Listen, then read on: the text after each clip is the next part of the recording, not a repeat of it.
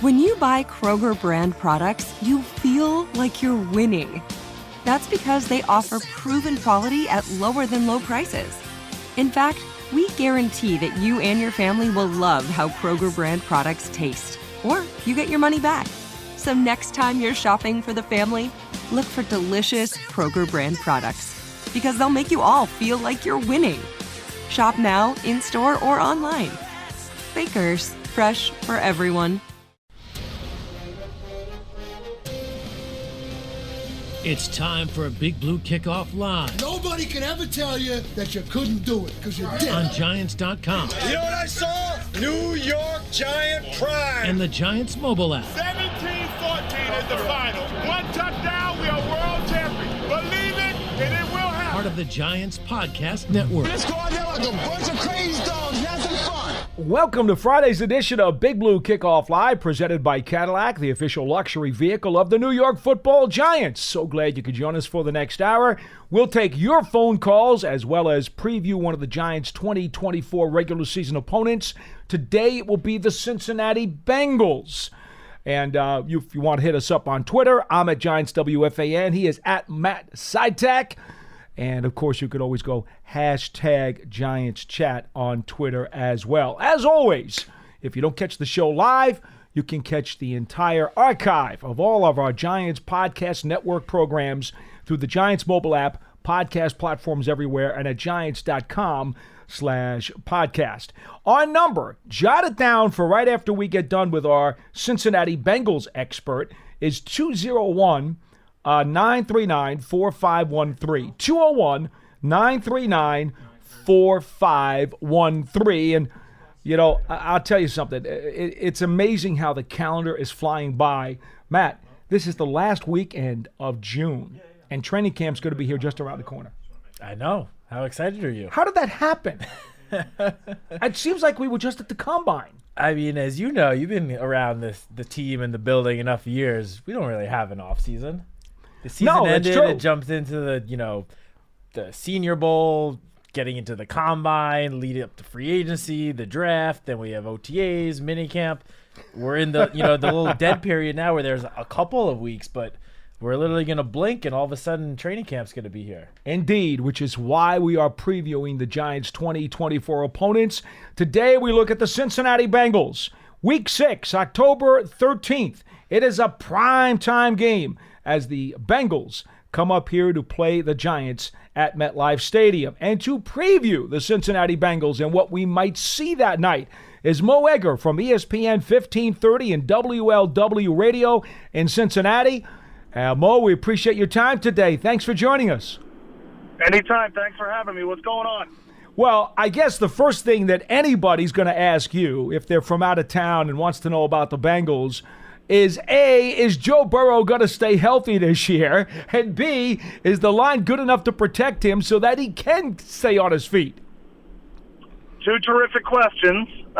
What I could tell you about Joe Burrow is relative to, I think, what a lot of everybody's fears were back in November. Things are in a really good place. He got through the off-season program. He threw on a regular basis. He did take some days off. He has not yet been cleared for contact, but I feel like I feel like things have moved in the right direction since he originally suffered the injury. So I think all signs are pointing toward him being able to start training camp on time. All signs are pointing toward him being able to start the season on time. But it's a great question. Look, Joe has played 4 seasons. 3 of them have ended with him either not finishing the season or limping off the field with an injury in the Super Bowl. And so it's the biggest thing this franchise has to figure out. How do we keep this quarterback upright? How do we protect our most important investment? They took an offensive lineman with the first overall pick. They've spent a lot of money. Well, not the first overall pick, with their first-round pick. Yeah. They've spent a lot of money on the offensive line. That unit should be better. People say all the time this offseason, well, it's going to be the best line that Joe has played behind, and there's probably some truth to that. But that's not a very high bar to clear. And just because it's the best offensive line he's played behind doesn't mean it's necessarily going to be a good offensive line. To some degree, I don't mind telling you, Mo, it sounds like you're doing a Giant show. because the Giants have had offensive line problems. They think they've got the best line that Daniel Jones has played behind since he's been here. And, of course, he has been injury-plagued throughout his career. The one difference, Joe Burrow's gone to a Super Bowl. For what it's worth. Yeah. And did so behind a horrific offensive line, Indeed. right? And I mean that was the incredible thing about that run. I mean it obviously caught up to him in that game, but every week the coaching staff was having to figure out how to game plan around just a terrible deficiency, that offensive line. And it's not like they haven't gone out of their way to make it better, right? They've signed 5 free agents and spent money on those free agents, high-priced free agents since that Super Bowl. Again, used their first-round draft choice on Amarius Mims this year. We'll see if he has any chance of starting. They've made the line better, but I think you're being reasonable if you wonder, have they made the line even slightly above league average? Now, if the answer is yes, boy, what a wealth of weapons, right? They've got wide receivers all over the roster. They have, I think, an upgraded running back position in terms of explosiveness. They've got a guy who I think is going to be an upgraded tight end from what they had last year. So if the offensive line is merely okay, this offense itself can take off. But if the ceiling is okay, then that means the floor is pretty low, and I think that encapsulates the fear of a lot of Bengals fans. Yeah, that really does sound familiar with what we, discuss on this show here quite often with our offensive line. But sticking with Joe Burrow, of course, everyone knows that he suffered the calf injury right at the start of training camp last year, and he barely participated in training camp, and that injury sort of lingered into the regular season, and that played a big part in at least Joe Burrow's slow start. But it seems like kind of a slow start has been a common theme around the team for the last couple of years. Why do you think that is? Why have they sort of not been able to get off to what we expect the Bengals to be like right when the season begins? Well, it starts with Burrow, right? He has never had a, quote, normal offseason, including this one. If you go back his rookie year, COVID, right? So he's learning the offense from his parents' couch in Athens, Ohio. There were no preseason games that year. His first NFL game action was the first game of the season. Then he had a knee injury. That folded over into his second season. He had an appendectomy on the first day of training camp in 2022, his third year, and then the calf issue last year. And this offseason, he's been rehabbing from wrist surgery. So he's never had a normal offseason and a normal training camp. And I think if you look at the last 2 years, that's probably the first thing that you would point to as to why they've gotten off to slow starts. But I think even the coaching staff would admit to you that they have taken a too casual approach the last couple of off seasons. And to a degree, you could understand it 2 years ago, right? The Bengals played in the longest season ever. It was the first year of 17 games, and they made the Super Bowl. So they started the off-season workouts late. It was like an extension of their vacation when you went to watch a training camp practice.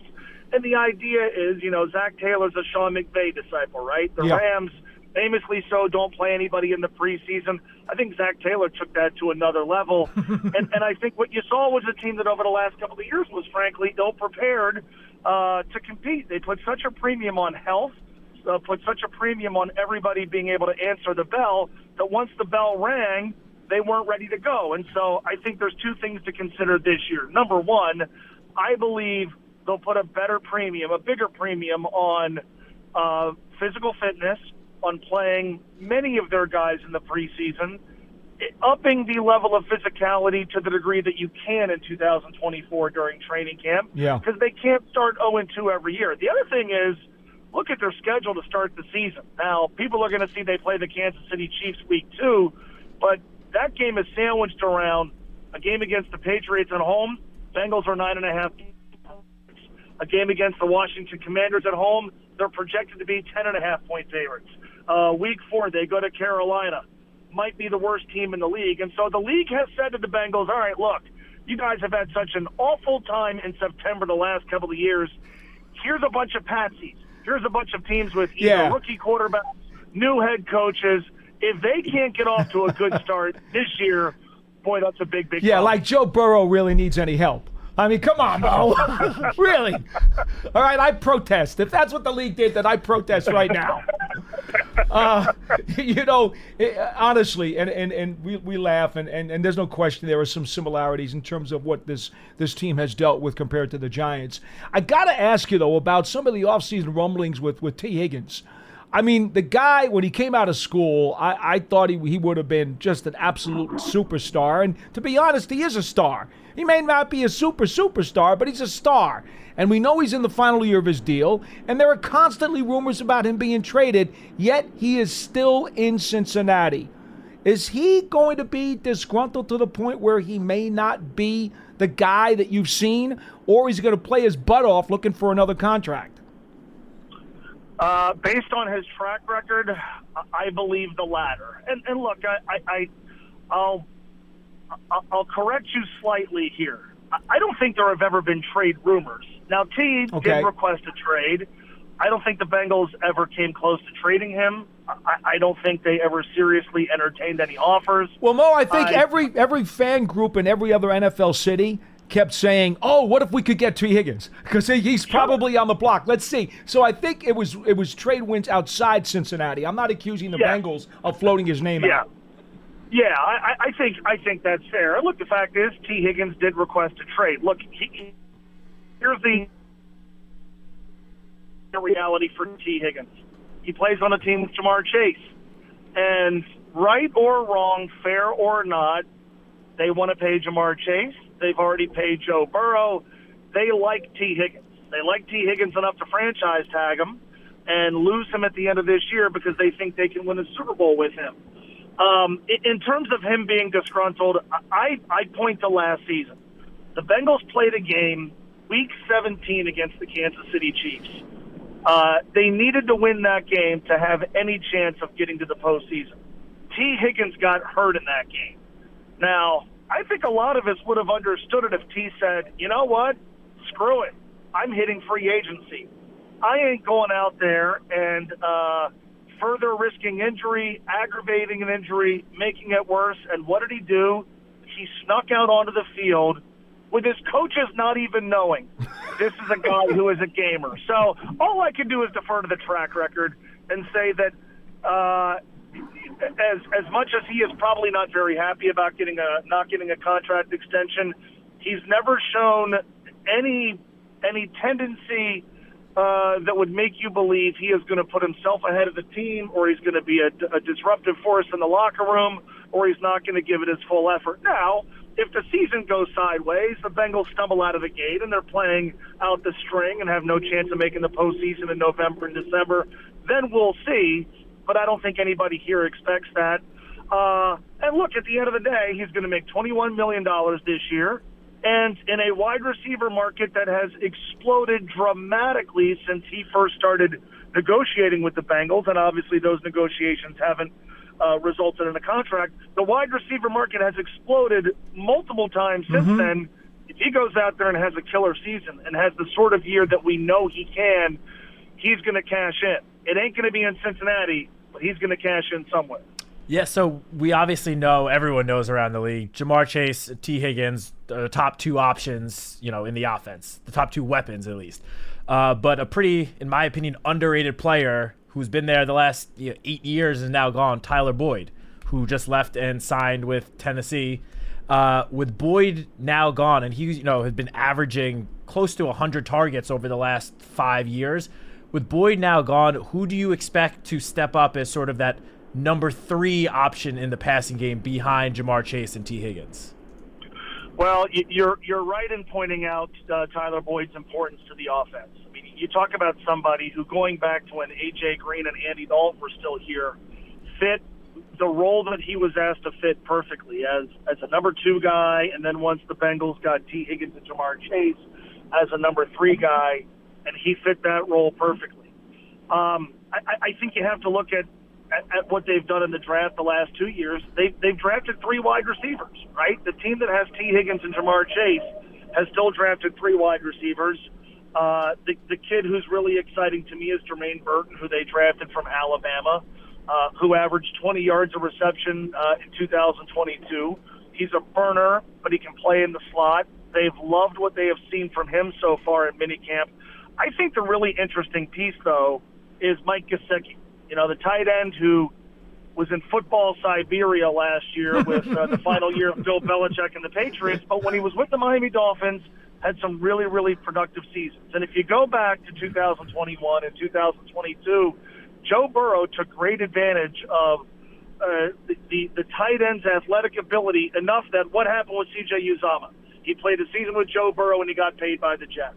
And then Hayden Hurst comes to town. What happens with Hayden Hurst? He plays a season with Joe Burrow and then he goes and gets a contract from the Carolina Panthers.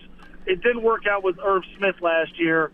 I think Mike Gesicki has a chance to really, because I think he's better than the guys that I just mentioned, I think he really has a chance to kind of be the de facto third wide receiver.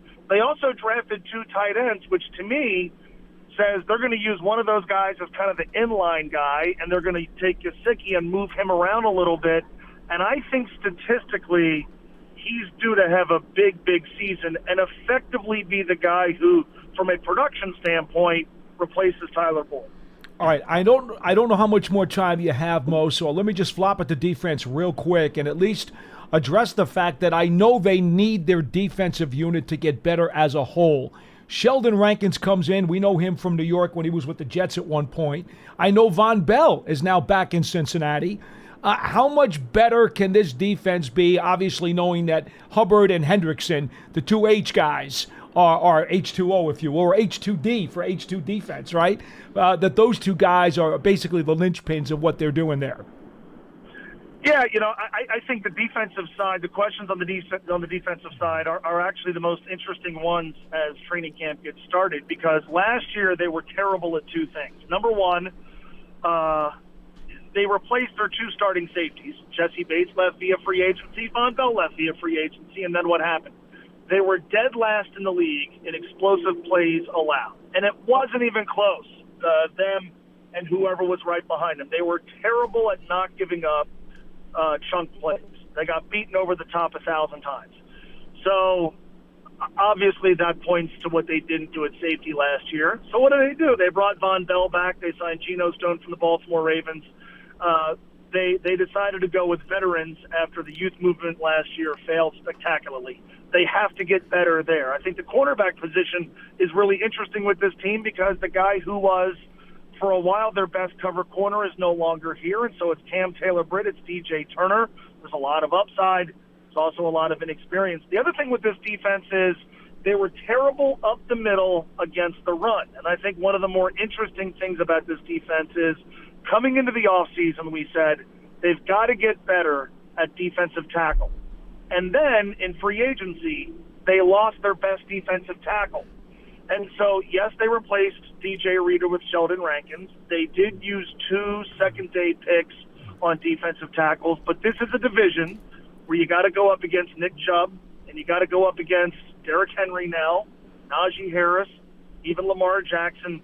They've got to be better against the run, and they also need somebody who could provide a pass rush who's not Trey Hendrickson. He was phenomenal last year, right? 17 sacks, but boy, nobody else really consistently got to the quarterback, and so I think there are a lot more questions about that side of the ball than anything happening on offense. I think the good news, though, is this. If the Bengals have a league average defense, right, across the board, chances are that's going to be good enough. And they've got a defensive coordinator, certainly somebody you guys are familiar with, in Lou Anarumo. Yep. If there's somebody I trust to get things fixed with better pieces, certainly in the secondary, it's Lou Anarumo. I'm just going to go back to the offense real quick for one last question about the offense. I think a somewhat big storyline, people might have forgotten at this point because it's been almost 5 months now, but Brian Callahan, who's been the offensive coordinator for the last 4 or 5 years, left to be the head coach of the Tennessee Titans. And now Dan Pitcher has taken over. Of course, Pitcher's been there since 2016. He's worked with the quarterbacks a lot, so he's plenty of familiarity with the team. Do you expect the offense to undergo any sort of changes with Pitcher taking over as the offensive coordinator, or was him being promoted from quarterbacks coach to offensive coordinator sort of a way to keep things stable around Joe Burrow in the offense? I think it's, this is a franchise that values continuity more than anything else. So I think it's look, if Joe Burrow says, I want my quarterback's coach to be the offensive coordinator, if you were the quarterback's coach, they would make you the offensive coordinator. So, look, Zach Taylor's the play caller.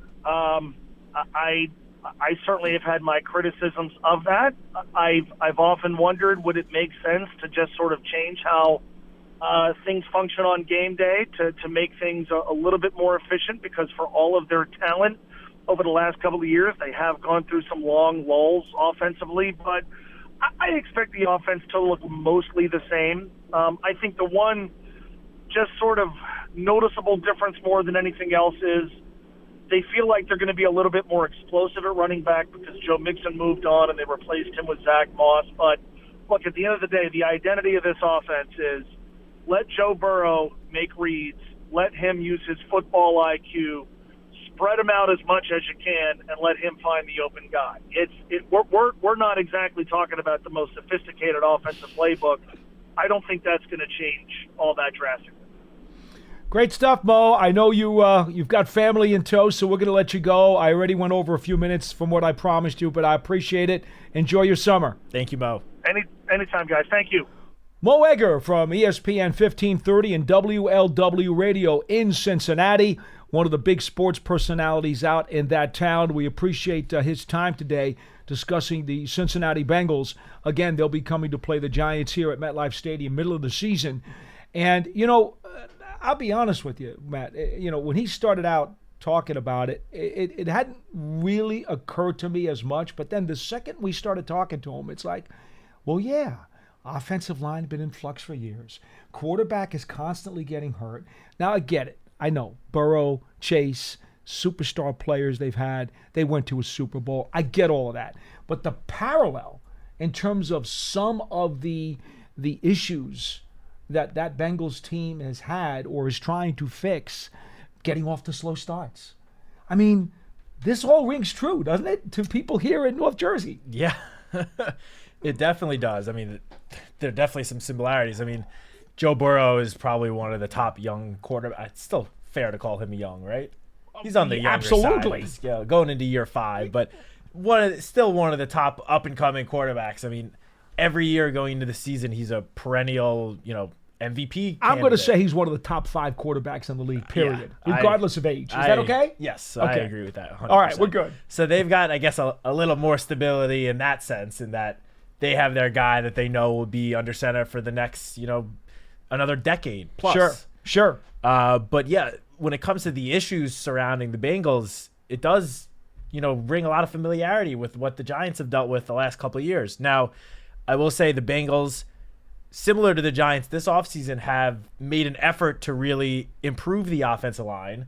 As Mo mentioned, they drafted Amarius with Mims. vets, though, basically. Mostly with vets. They drafted Amarius Mims with the 18th pick in the draft in the first round. He might not even be a starter week 1 because of, as you mentioned, the vets that they have on the team. They have Orlando Brown, longtime NFL veteran, and they went out and signed Trent Brown this offseason, who was one of the top offensive tackle free agents throughout the entire league. So between the two Browns that they have at the 2 tackle spots, they've definitely, made a conceded effort to try to improve the protection in front of Joe Burrow. I mean, as Mo mentioned, the offensive line, if they can just give Joe Burrow a couple of seconds to operate, the sky is the limit for the Bengals offense. But that is a big if, especially with how that offensive line has performed in recent years. I mean, Mo mentioned that every single year Joe Burrow has dealt with some sort of injury. That's because he keeps on getting hit. If they were protecting him and making sure that no one touched the quarterback, Joe Burrow wouldn't be suffering from all these injuries. Now, some of them, like the injury last year, I'm pretty sure Joe Burrow, was following through on a throw and his wrist smashed into a player's helmet. That's just like a freak accident. What are you going to do about that? That happened to Phil Simms one year. Yeah, but some of the other injuries over the years have been because he was taking hits. And, if you have better protection up front, your quarterback's not going to take as many hits. And with a quarterback as talented as Joe Burrow, all you need to do is give him a couple of seconds. And between Burrow and the playmakers that they have in that offense, the sky is the limit for that unit. All right, 201-939-4513 is our phone number here on Big Blue Kickoff Live. You got Paul Dottino and Matt Citak. We're going to be here now for another half hour to take your phone calls. Our lines are open at 201-939-4513. Got to take care of a couple of promotional announcements. Up online on Giants.com, you got a chance if you'd like to. If you missed the MSG show last night, A Night of Legends, go to Giants.com. As Matt said yesterday, they have segmented the show into a number of different parts, but you can go there at your leisure. It's on demand. You can watch the whole 1 hour show as it was if you like, or you can watch it in segments. The Night of Legends, which was held at the theater at Madison Square Garden last week. It was presented by Verizon and was an absolute marvelous time for every Giants fan who attended. And those of you who can watch it online, I guarantee you, you will have a great time watching that as well. Don't forget, you can run or walk with Giants Legends. The Giants Foundation will host a 5K race and kids run presented by Quest on Saturday, September 7th at 9 a.m. It's at MetLife Stadium, and net proceeds will benefit the Giants Foundation. All participants will receive a commemorative T-shirt. After the race, stay for a post-race festival with appearances by Giants legends and a live DJ. Register now at Giants.com/5K. You spin tunes, don't you? And you're off time? No, you don't do that? Not quite. I thought maybe you did. No. Okay. Pearson, maybe. Pearson could do anything. It wouldn't surprise me. Don't forget the Giants Huddle podcast is available with long-form interviews with Giants and NFL personnel. Find it on your favorite podcast platform or go to Giants.com/podcasts. That is also a really good thing because you'll notice coming up soon, John did a number of interviews with some of the Giants room by room, quarterback room, running back room, wide receiver room, combined them together. Wide receivers are going up today. There you go. Quarterbacks and running backs have already been posted. Wide receivers are going up today, and then the rest of the position groups over the next couple weeks. So it's a cool way to kind of get familiar with some of the new players, who you haven't seen before, rookies who came in, veterans who came in. John tries to combine them room by room so you get a flavor for what some of these guys are going to bring to the table. Don't forget, Giants season tickets for 2024 are available now. To learn more about exclusive member benefits, visit Giants.com/tickets. Limited inventory is available. And Giants TV is the free promotional app. It's on Apple TV, Roku, and Amazon Fire TV, and the Giants mobile app. Our number, 201-939-4513. What do you got? Just real quick, one last thing about the Night of Legends, the Night with Legends. So obviously the 1 hour special aired last night. It's now up on Giants.com. I did see just on Twitter a few complaints complaining that it was sort of too condensed, that things got cut out that fans wanted to see. So I just want to say the different segments that Paul was just talking about, those are the full discussions, the full panel discussions that occurred last Thursday night.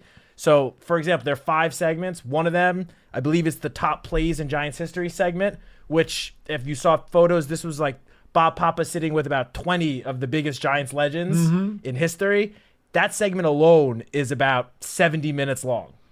And all the other segments, not quite as long, but all together, if you watch all 5 segments, that's going to pretty much be the entire night that occurred last Thursday. So for those of you that were just complaining that the 1 hour special cut some things out, pretty much the entire night is available on Giants.com, the Giants app, and Giants YouTube. You just have to watch the 5 segments separately. As I said on Twitter the other day, get your popcorn ready. Oh, yeah. Because when you sit in front of that screen, you're not going to want to get up. Nope. It is great stuff. All right, 201-939-4513 is our phone number, and we're going to get right to the phones. And then I got a question for you, Mr. Matt. Okay. We're going to start with Freddie from Australia. Hey, thanks for calling from across the ocean. Hello, how are you? Hey, You're on BBKL. Yeah, good morning. How are you guys? Going well? Hey, Very Freddie. good to talk to you. Yeah, thank you. Look, before I start, I'd like to provide some background context to provide you and your listeners how I've formed the views I'd like to present today. I've been sitting on these for a while. Firstly, being a fan of the NFL for over 30 years. The first 25 years I've been an admirer of the game, enjoying the theatrics of the game with a pretty basic understanding of the rules and its language. So I'm pretty nervous about talking to you guys today. Over the last 5 years, thankfully to your podcast and shows such as NFL Live, I've become a student of the game, trying to absorb as much about the game as I can, as well as other elements of that lead to the players becoming NRL players and NRL coaches. my understanding is still at a basic level compared to your regular visitors, but enjoying the information and discussions provided by you guys and your callers has been really greatly appreciated. So let me begin by simply talking about Saquon Barkley, if I could. Sure. In my view, the Giants had to let him go. You can't pay the money he was asking for when you look at the overall production he was delivering during his time at the Giants. The Giants' offensive line has been below par for some time, limiting the opportunities for both the running back and the quarterback. From a cap perspective and the value of the running back position today, it doesn't make sense to have a high-profile athlete on Christian McCaffrey money behind a very dodgy line. The option taken by the Giants at running back makes sense by putting together a cheaper option led by a more durable 78-gamer in Singletary with some young players behind him is a better course of action in uncertain times. Personally, as a coach of the game over here called Rugby League, I didn't like a number of Saquon's playing traits and would have released him myself. Although I hear Saquon is a great person, undoubtedly a talented player, and therefore I hope he gets his Christian McCaffrey moment, but it's just unfortunate it's going to be with the Phillies. Well, if you're a coach of any type, Freddie, I'm sure that durability is a very high priority for you, as it is with any coach in any sport. And for that reason alone, I would understand some of your sentiments. Yeah, absolutely. I agree with you, Paul. Just like to talk about Evan Neal, if I could, quickly as well. As you know, the gap between playing college footy and the NFL is massive. Given that Evan Neal played a good portion of his college career at guard, is it ever considered by a coaching staff to start the player like Neal at the guard position to allow him to acclimatise to the pace of the NFL and then move him to a more difficult position which they intended to play him at later in the season? I appreciate the restricted off-season training regulations may limit this as being a real option, but it's a common strategy that we use here in Australia where we play our key playmakers in a position a little bit further away from the main role that they eventually play. Mm-hmm. I just sense Evan is in for a better year this year, and I'm hoping that he's got some patient coaches around him. Unfortunately, time is not one of our friends in this level of competition. No, it's not. He's in a show-me spot right now. Freddie, I will say this. Carmen Brasillo, who has an outstanding track record as an offensive line coach wherever he's been, from college to the pros, is now in charge of getting the most out of Evan Neal. The general manager, Joe Shane, has said time and time again, right now they believe that Evan Neal has what it takes to be a tackle, and that's where he is. He is, at the moment, planned to be their starting right tackle. Now, he had off-season ankle surgery, and so during the spring he was very limited in what he could do.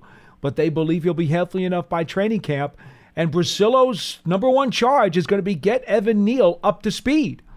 And if he's not going to get up to speed, well, then you got to start thinking about alternatives, and that's the best way I can answer it. Yeah, and I will say that just because, Freddie, you mentioned, that he played guard at Alabama, he also played tackle. He played 3 different positions in his 3 different seasons there along the offensive line. And the last season was at tackle, in which he had a very, strong, successful season that led him to being the 7th overall pick and led him to being, one of the top 2 offensive linemen in the entire draft class that year. So while he does have some experience at guard, he also has plenty of experience playing at tackle as well. And, as I said, he switched positions every year while at Alabama. And, we speak all the time about how consistency and stability is very important, especially when you're talking about the offensive line. He didn't really get that year to year at college, and he hasn't fully had that during his time here either. With all the various injuries he's been dealing with, and, the off seasons not being like a normal, typical off season that you would like. So obviously he's, as Paul mentioned, he's been dealing with an ankle injury that he suffered during the season last year. He's still going through the rehab. He's not fully back from that yet, but the hope is that when the team returns for the start of training camp in about a month, he'll be healthy, he'll be good to go, and they can sort of get him into the normal routine at right tackle and get him, I guess, comfortable both at the spot and with the new teammates that he has playing alongside him, because the Giants went out and signed a couple of guards to play. To basically, they're putting John Runyon at right guard basically to try to help groom and develop Evan Neal, which I think, we'll see if it works, but I think that is a smart strategy to try to get the best out of Evan Neal. Anything else, Freddie? Yeah, quickly. Sorry, Daniel Jones, and thank you for that. That makes sense, especially being groomed and supported on the inside. Look, I'm so happy the Giants didn't draft a quarterback. I like this kid Jones. I hope he brains him this year. From not having the luxury of being in the building or watching him during practice, he seems to have all the attributes for success: size, quick between the ears, has straight line speed, a good arm, accuracy within reason, and tough. Man, this kid's got to be tough after what he's copped. I'm sure I've missed a few skill elements, but seriously, this kid has to have had to overcome so many challenges, including instability in coaching philosophies and messaging. I take my hat off to him and know he'll be working his hardest to improve people. He belongs in this league. He has proven he can win in the playoff game. Now it's only about doing it, I suppose, consistently each year. After you know the NFL doesn't tolerate losing seasons too long, head coaches and key players are not offered the time to develop in the role in any one club. In Australia, we have these key players. Our key players require 50 to 60 games, which is around about 3 seasons before they become comfortable in their roles. Our recent data suggests that players playing quarterback in our game, or the position equivalent to quarterback in our game, are producing their best performances once they're over 30 years of age. Unfortunately, Daniel and Coach Dave don't have that time on their side. So investing in the offside of the ball by adding free agency depth in the off-season in the offensive line and the arrival of Neighbours may help make both of them get past this year at least. So hopefully that's the way. My view is that Daniel Jones will be a top player in the NFL, and it will be hopefully as a Giant. Unfortunately, due to the time already lost through injury, it may not be at the Giants if the O-line doesn't improve. And I'd like to just finish with one question, if I could, about defence and tackling in the game, which I struggle to understand at times. Can you please tell me what's the most important job for defenders in the secondary? Is it to stop the runner in the shortest yardage possible, or is it to dislodge the ball, or is it something completely else? Oh, that's easy, Freddie. You don't want to give up what's called yak yardage, yards after catch. Yeah, right. That is devastating to any defense, because at least if you can make the play on the receiver with the ball and not allow him any extra yardage, now as a defense you live for another down, that maybe you'll stop them with a negative play on the next play. But if you don't get that guy and he gets yak yardage, and if you're in the secondary and he gets behind you and yak yardage winds up going for a 65-yard touchdown, guess what? That could cost you the game. So I would say that's, I mean, I don't know. Matt may not agree. I don't know. No, for the most part, I do agree, but I also think it, sort of depends on the circumstances. Of course, if you're talking about towards the end of the game, you're losing, you need a turnover, then I fully understand, a guy in the secondary just trying to punch the ball out. But even if it's not in that situation, I think it depends on the type of defense you're playing. I mean, if you're a cornerback and you know that there's a safety right behind you, that even if you don't tackle the guy, that the other guy is going to tackle him within, a yard or two, then I have no problem with you trying to punch out the football and force a turnover. But if you're like in press coverage, if it's one-on-one situation, Paul is 100% right. If you're the cornerback and the receiver catches the ball, you need to just tackle him and get him down to the ground immediately. But I don't think that's just the philosophy you should have on every single play. If you know, that's fair. If you know that there is one of your teammates is literally a couple of steps behind you and will be able to wrap the guy up within a second, then I have no problem with trying to punch the ball out and force a turnover. I don't know how many defenses allow you that luxury these days, though. Well, if it's like a short pass, closer to the line of scrimmage, and you know that there's two safeties behind you, then I'm okay with that. All right, Freddie, does that answer? Yeah. Thank you for the call. I agree with you. Yeah, no worries, friends. Thanks very much. Talk to you soon. Well, have a great day, and please call again. He was very well prepared. I got the impression he knows his stuff. He had written up a very long script. It seemed like he had given a lot of thought to that phone call. And so, Freddie, please do call again, and don't be intimidated. Please do not. It's quite all right. We love hearing from the fans, especially from those who are curious about a lot of the things that you wanted to ask about. Yeah, and I got to say, from the way Freddie started the call, sort of saying how he's been a student for the game for a while, and, really the last couple of years he's picked up a lot of knowledge and stuff. I wasn't sure how that call was going to go. especially when I saw Australia up on the call sheet. I like here. what he said, that he was a coach. Yeah, I got the impression that he coaches rugby. Yeah, he kind of said that a little bit Yeah. in his conversation. I always love talking to coaches, because now you can talk about the psyche and the philosophy and the different intangibles that go into the game, which in some instances can be even more interesting than the X's and O's on occasion. Yeah. So I love it when coaches call. Definitely. But I got to say, Freddie, what I was going with that last thought is I'm just saying I'm impressed. You definitely know your stuff about the NFL. So as Paul said, please do not hesitate to call again, because, we love talking to anyone that wants to call in and, actually knows what they're talking about, which most of our callers obviously do. But once in a while we'll get a call and it makes us roll our eyes a little bit. Think about the level of his acumen compared to that one guy from Maine who always calls us up. Wow. It was just great to talk to somebody who had a real clue.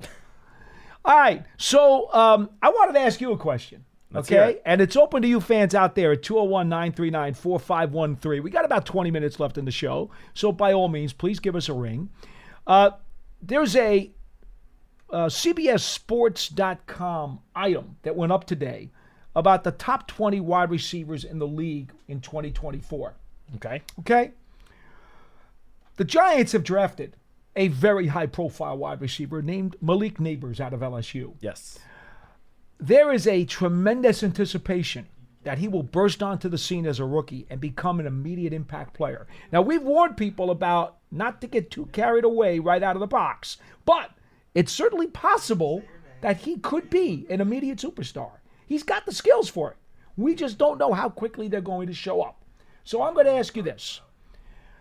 Most of the people in the top 20 on the CBS Sports list were 1,000-yard receivers.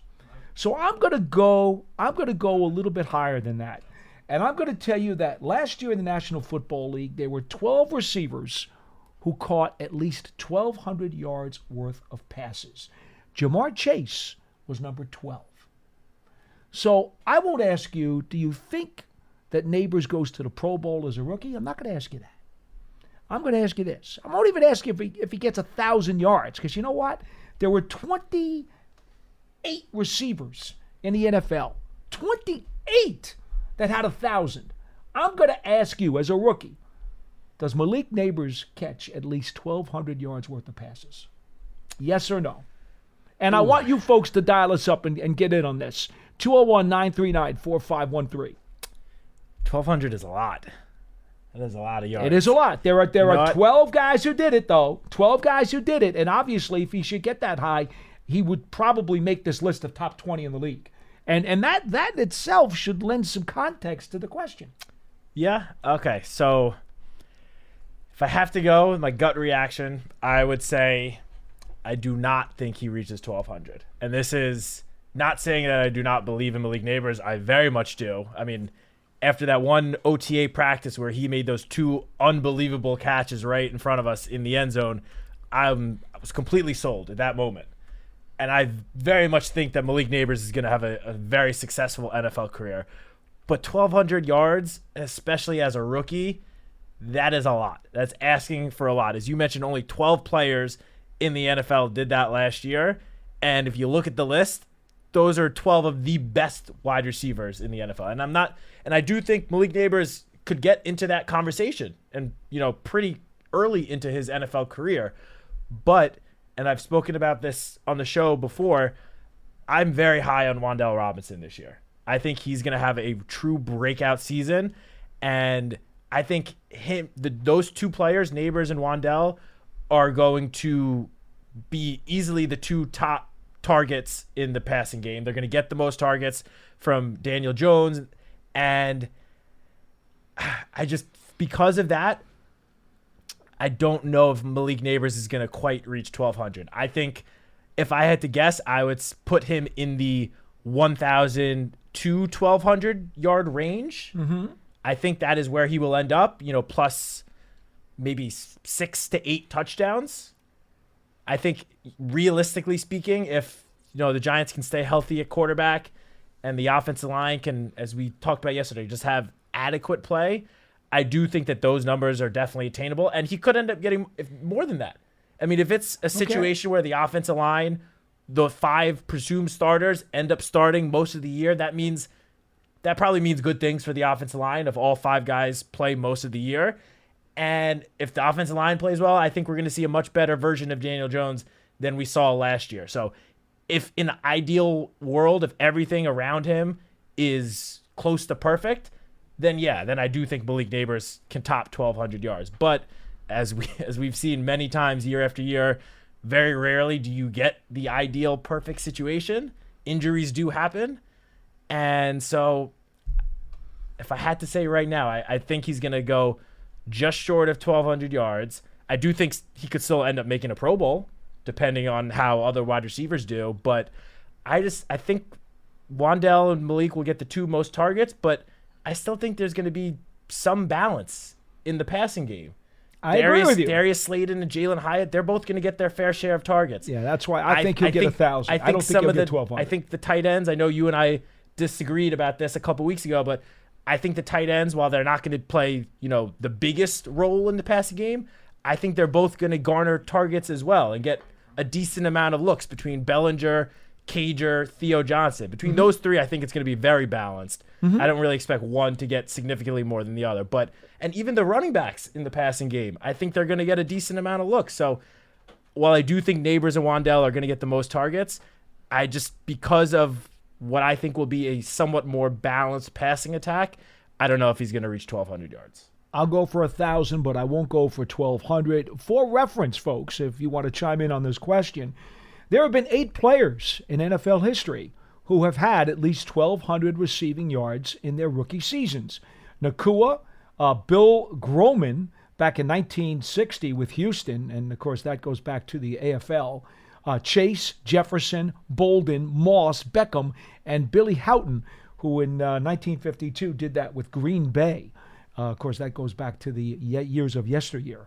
But there have been 8. So the question really becomes, is Malik Neighbors going to become the 9th rookie wide receiver in NFL history to accumulate 1,200 passing yards in one season? I tend to think not. I think 1,000 is much more like it. But in any event, that's the question that I open up as we try to fill up the final half hour of our show. We're going to go to Scott in New Mexico. You're next on Big Blue Kickoff Live. Hello. Hi, guys. Hi. Hey, Scott. First of all, I don't think there's any way he's going to reach 1,200 yards. In fact, I think he's going to be closer to about 800 or 900 yards at the max. And here's the reason. Here's the reasons I think so. All the other 31 other teams in the NFL already know how good he is. I guarantee you there's going to be either double teaming or triple teaming of Malik Neighbors in his rookie year. And it's all also predicated on how well the offensive line can hold up, which will allow Daniel Evans to get the ball to him. So right now those are question marks. So even though I think he's a tremendous athlete, I just don't see him reaching the 1,000-yard level right now. And I know the Giants want to spread the ball out a little bit more. Yep. So, I concur with you, Scott. I think 1,000 would be a very nice high number for him. I don't see him going much over that. I really don't. Right. Yeah, I don't even see him getting to that level. But again, he's going to be a major player on the team. Probably depends on how much yak he gets, to be frank with you. If he breaks some real big ones, a bunch of 50 and 60 and 70 yarders, then he's got a real chance to make that. I mean, if we're relying on yak for Malik Neighbors, then I think he will. That's what he does. That number. That's what he does. He thrives in creating separation, and then once he has the ball in his hands, just taking off and no one being able to catch him. So if that's what we're relying on, then he might easily hit that number. Yeah, but as I said, I just think all the other teams know how good he is, and so he's not going to get single coverage. Yeah, that's fair. The other players I wanted to talk about, I'm a big fan of Nick McLeod, and I was wondering, is he going to get a fair shot at that other corner position? Because I think he deserves it. I know they're talking about, and opposite Deontay Banks as a boundary corner.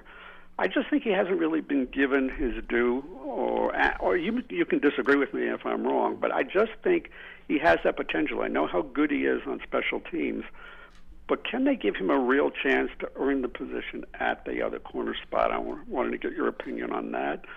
And then secondarily, there's been a lot of praise that Brian Daboll has effused on Lawrence Cager. And one of the questions I have is Lawrence Cager more of a hybrid tight end? And are they going to use him that way, or are they going to do something different with him that they haven't done before? In other words, because I don't know how good his blocking skills are, and since they have Theo Johnson, obviously Daniel Bellinger, but Brian Daboll went out of his way, to really praise him. And so I was wondering how he's going to be used this year. What's your opinion on both of the circumstances I presented to you? All right, Scott. We'll talk to you again soon. Thanks, okay, Scott. Thank you. You want to take Cager, and then I'll talk about McLeod? Sure, why not? Cager was originally a wide receiver in college. Remember, he went to Miami originally. And then as he wound up getting into the NFL, the Jets and the Falcons both had cups of coffee with him, and they made him a tight end. So when he got to the Giants actually viewed him at a dual practice when the Jets came up here to the Meadowlands. And they had a dual practice. Cager had a really good practice. And I wrote his name down in my book. I said, the Jets have like 4 or 5 tight ends on this team. That's somebody who's got to be on my radar if they cut him. And wouldn't you know it, Giants wound up scooping him up. And I was really glad to see it. The problem is now he's been here for 2 years and hasn't really blossomed. Hasn't had a lot of chances, but hasn't really blossomed. He, of course, is, because he's a former receiver, more of a receiving tight end than he is a blocker, or for that matter, an all-around tight end. He's basically more of a stand-up slot tight end. That's what you're going to get out of him, okay? Daboll was incredibly high on him the other day when we ended minicamp. He went out of his way to tell everybody he's been the most surprising player we've had throughout the spring. So does that kind of solidify maybe one of the top 3 tight end positions that makes this team? Because they're not going to keep 4. There's no way to keep it 4. 3, maybe, probably, but not 4. Now, where he slots there, is he 2? Is he 3? Whatever.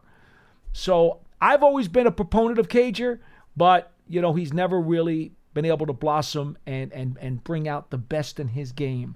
So I would say this, if the spring is any indication, he will make it as one of the 3 and then just take it from there. I mean, a lot's going to depend on how quickly Theo Johnson picks up the system, to be honest with you. I mean, if Theo is a little slow getting the stuff down, then Lawrence is going to be number 2. And then Johnson's going to be 3. We'll see. Yeah. So just about that real quick, I will say I feel like the coaching staff, what they envisioned the role of Cager playing could be what they were hoping Darren Waller would play last year. Well, he's a receiving tight end. That's what he is. He's a receiving tight end. They're similar builds. Waller's a little bit bigger and a little more compact, but Cager's 6'5", 220. As you said, former wide receiver, and I'm not saying he's going to, if he makes the team, he's going to play the same amount of snaps that Darren Waller was playing last year prior to getting hurt. Because, as I said before, I do think the playing time between the tight ends are going to be a lot more balanced this year. But I feel like when he's on the field, that's the sort of role that they envision him playing. And we've seen him flash in small doses that ability to be a very talented, strong pass-catching tight end. He's athletic. He's and very has athletic. length. Yeah. So, again, we'll have to see how the tight end room plays out. I think that's going to be a pretty interesting storyline to follow throughout training camp, which guys stand out from the rest of the group. I mean, of course, we expect Theo Johnson's going to make the team after just being drafted in the 4th round. I think so. And I would think Daniel Bellinger, being a 4th-round pick 2 years ago, has a very good chance of making the team as well.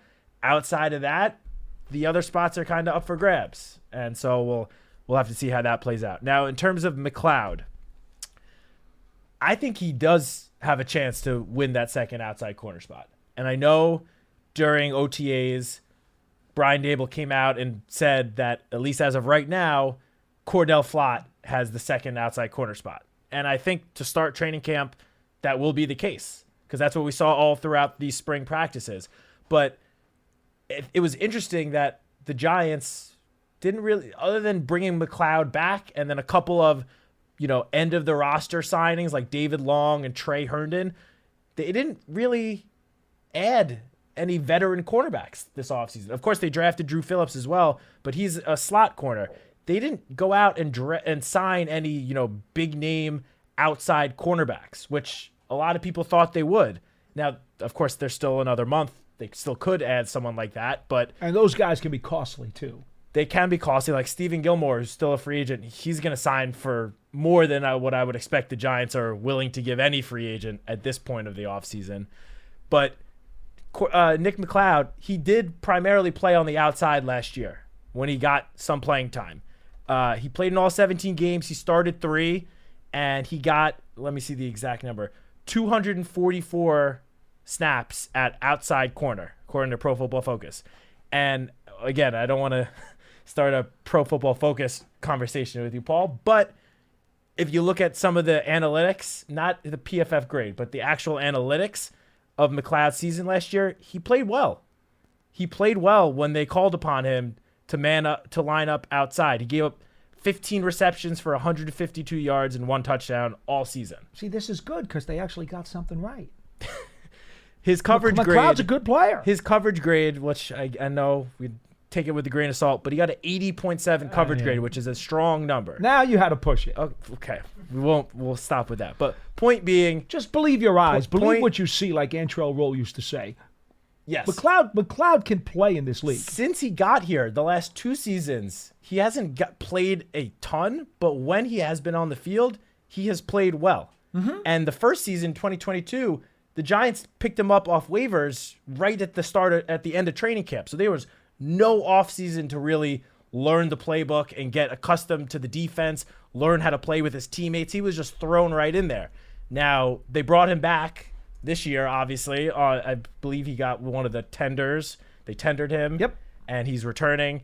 And so he has had an offseason now to, learn Shane Bowen's defense along with the rest of the defense and, kind of get more accustomed to trading and playing with his teammates, especially the guys in the secondary. I think during training camp, if he excels and Cordell Flott struggles, I think there's a chance that week 1 could be the second outside corner alongside Deonte Banks. Again, he's going to have a strong training camp, and Cordell Flott would have to sort of stumble, which in an ideal world, both guys play great and stand out and give us a whole lot of confidence that we have depth in the cornerback room. But yeah, just in terms of the caller's question, I do think he's going to have at least a chance to show that he can earn that second outside corner spot. McCloud played over 50% of the defensive snaps 2 years ago. Yeah. And allowed less than 55% completions on targeted throws to him. There's no question that he is a competent backup at the very least at corner in this league. Is he a day in and day out 17-game starter? Sometimes guys are just better utilized as backups. Just like in baseball. I know you played ball. Sometimes guys are better as platoon players than they are playing the full season. I don't know exactly where Nick McCloud lies, but I've always gotten the impression that the Giants believe he's better utilized as a backup corner as opposed to being a starter. I know he's got tools to play, and I have never doubted it. I'm just trying to come up with some rationale as to why he's never really being given a chance to win the starting job, because he hasn't been. No. To this point, it hasn't happened. You're 100% right. And I can't give you a better reason why, except that they may think he's just better off as a reserve. Well, I think this, training camp especially, we're going to find out if that's how they feel. Because if the roster stands as it currently does, if there's no, veteran free agents signed right before the start of training camp, then I think it's basically the two biggest, he is the biggest potential challenger to Cordell Flott for that second outside corner spot. And remember, he played at Notre Dame. I mean, he played at a big-time program, and he was there for 5 years. All right, actually, he was there at North Carolina and then transferred to Notre Dame for his final season of college eligibility. And so he played at big-time programs, and he's mature, and he has the physical tools and the size and the length. There's a lot to like there. When the Giants got him from Buffalo, I strictly said, okay, I know about this guy in specials. He's a terrific gunner. They really need one of those. That's great. That's why they got him. And then when he started to have to play some defense, I'm like, well, wait a minute. He can play too. Yeah. He can play corner. So I just think that to this point, at least the old coaching staff thought he was better off as a reserve. We'll see what Shane Bowen says. Yeah. Right? We'll see what he says. But McLeod is a heady player, and he's certainly not afraid to get in the mix and hit people. You know, he's not shy about making a tackle. Definitely not. And I do think one thing that will help him is the fact that he's just proven since he's gotten here the last 2 years to be very versatile. Well, yeah. They've lined him up outside corner, slot corner, at safety, and he's played pretty well no matter where they put him out on the field. I want to make sure I got this right now. In the media sessions that the media was allowed to during the spring, again, that's all we're allowed to talk about in terms of player deployment, did he not spend one of those media sessions as the slot? I don't know if it was a full at least part session. At least part of it, though. I think he lined up at times in the slot. I believe he did. And then he's lined up. I mean, he lined up all over the field. Well, we during spring practice. We even saw him practice some last year as a safety. So as you said, that's not a surprise. He does have flexibility, again, because of his size. Yeah, I think even if he doesn't potentially, win that second outside corner spot, I think that there is a good chance that he will get a good amount of playing time this year, kind of all over the secondary. One of those like defensive weapons, sort of like when the Eagles just drafted Cooper DeJean, and everyone was like, oh, they're going to use him just like a defensive back, like a pure meaning of defensive back, and just have him line up all over the secondary. I think Nick McLeod could end up playing that role for the Giants. In short, that's one of the reasons why I think the Giants are actually going to be okay at corner, because they've got bodies. They've got guys who they can go to and say, fight for the job. Yeah. Okay? One of you guys, go win it. It's not a black hole. You've got Banks. You've got, obviously, he's going to be on one side. But on the other side, you got Flott. You got Trey Hawkins is going to fight for the job. You know that McLeod is going to fight for a job. You hope that Long has something left, the veteran that they signed during the offseason. You want to believe that Aaron Robinson can come back and fight for a job. And you certainly got McLeod, who is not at all afraid to go out there and try to fight for a job. So you may have as many as 5 guys who are going to stick their nose into that CB2 spot and say, Coach, look at me. That's why I think they're going to be okay. They got candidates. Yeah. They went out and got a couple of guys, especially that just have NFL experience. Between David Long and Trey Herndon. I think we started just a tad short, so we're going to go. I was going to say we had one more call on the line. We were going to try to sneak him in, but I think he's gone. You did it. It was Charlie, and he's gone. Up. We were going to try to sneak him in, but he has hung up. So that'll do it for this week's edition of Big Blue Kickoff Live. Folks, we are on vacation the next couple of weeks. Next week, there will be no show. The office is closed. The following week, we will have taped versions of Big Blue Kickoff Live, as I did go over 5 of the Giants' 2024 regular season opponents. We will give you those summer training camp previews each of those days the following week, but there will be no live show, so there will be no live phone calls. But again, we will have a preview of teams the Giants are going to play this upcoming season. Yes, and if you're starved for Giants content next week, come to Giants.com or the Giants app. There will still be new content every single day as we get you ready for training camp. As we said, it's only a couple weeks away.